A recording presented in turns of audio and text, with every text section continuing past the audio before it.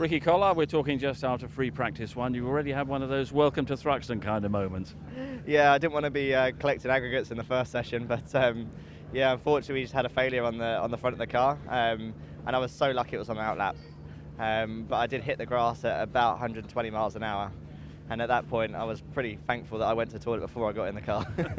But I mean, any long-term implications? The car's okay, you're okay? Yeah, no, everything's fine. The car actually, where it failed was almost at the perfect place, as much as if there is one. The guys are working hard now just to get the car repaired. Maybe a little bit of splitter damage. They're also repairing the other side. It was a track rod.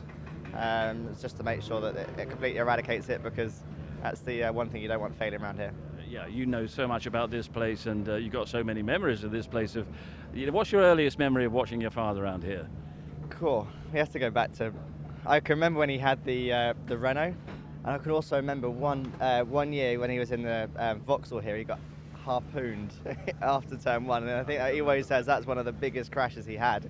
So that's maybe not such a good memory, but I also have fond memories of him having wins and podiums around here. So he's coming up Sunday, so hopefully I can repay the favour and get some wins and podiums. You've already got good memories around here. You beat Lando Norris around here.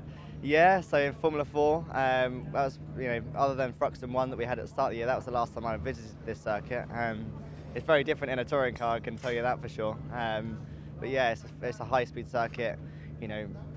It's something that I like. I really like the high-speed aspect of racing, and you've also got the slow and technical parts as well with the complex and the final chicane. So, it's a really good mixed track. Yeah. But now learning touring cars, the first a real full season, and the progress is there. You can sense the way you're able to compete with the big names at the front of the grid. Really, I mean, obviously Snetterton had a little bit of a sting in the tail though. It's the second time I finished on a podium, Steve. But just can't. I can't seem to keep the trophy.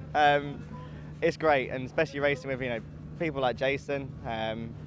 He's raced against my dad, and now he's racing against me. So I've got so much respect for all the drivers out there. The move that happened at Snetterton, I don't regret it. I'd do it again. I think it was a fair move. I completely respect the decision made by Toka and the officials, but I'll make the same move again.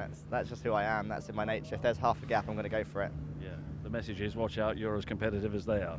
Exactly. And I think if I didn't go for that move, the background of my dad and my granddad, I think I would have had a lot to answer for. So they're pretty proud of me for doing it. But I don't think it was. I'm not condoning bad driving. I'm just condoning hard and fair racing. And I've had it where people have done a hard and fair move on me, and I've just turned around and gone, yeah, right, good move.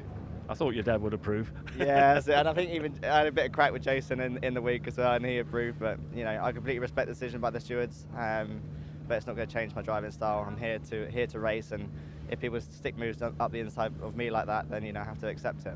Yeah, well done. We'll look forward to more excitement from you this weekend. Cheers, mate. Cheers. Thank you.